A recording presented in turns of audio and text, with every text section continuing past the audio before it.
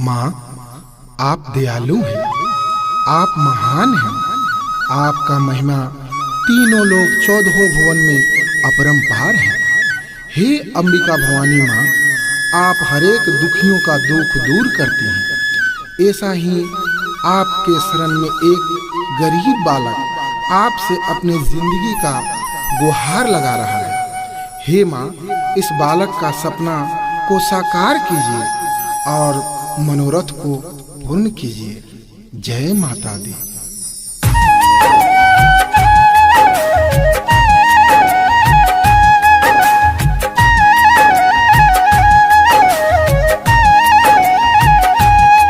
बेड़ा पार लगाई हे अंबिका भवानी माई,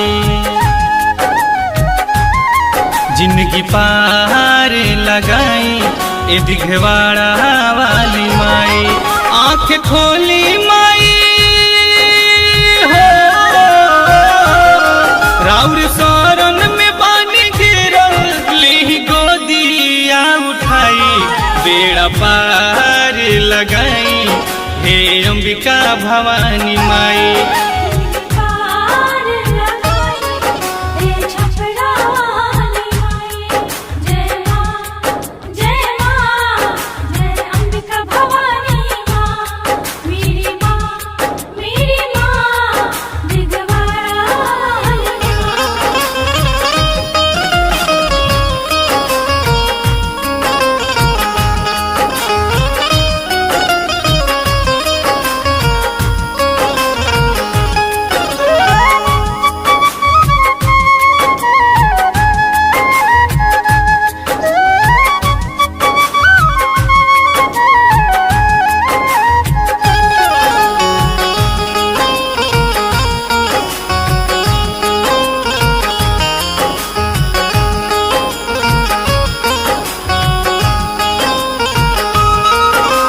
कीर्ति राउर महान बा, जानत जग जहान बा।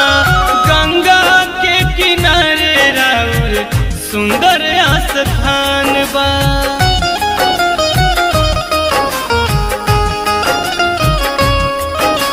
कीर्ति राउर महान बा, जानत जग जहान बा। गंगा के किनारे राउर सुंदर आस्थान बा, राउर आस्थान बा। दर्शन करे आवे राजा भिखारी, सब कुछ पूरा होला राउर दुआरी। माटी के मूरत राउर, माटी के मूरत, चुनरी ओढ़ाउल चढ़ाई। बेड़ा पार लगाई ए अंबिका भवानी माई।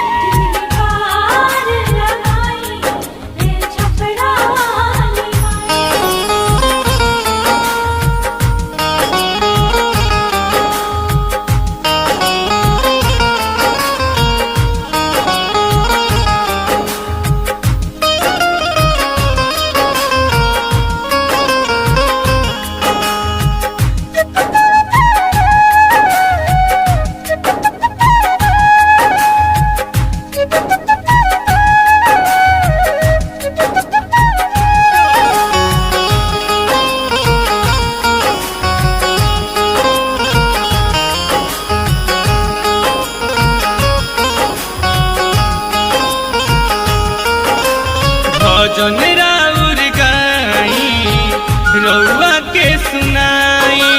सोरहो सिंगार लोभावन राउर लागे लाए माई।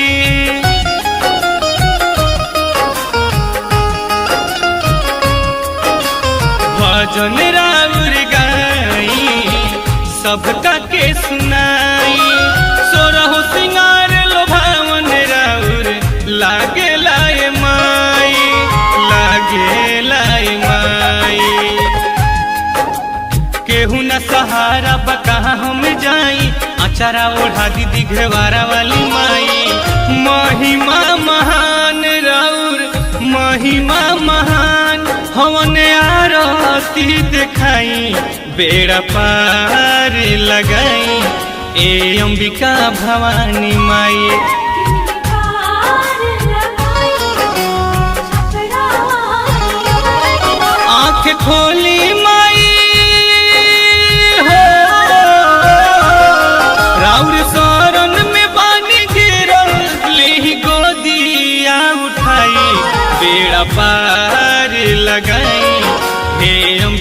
भवानी माई।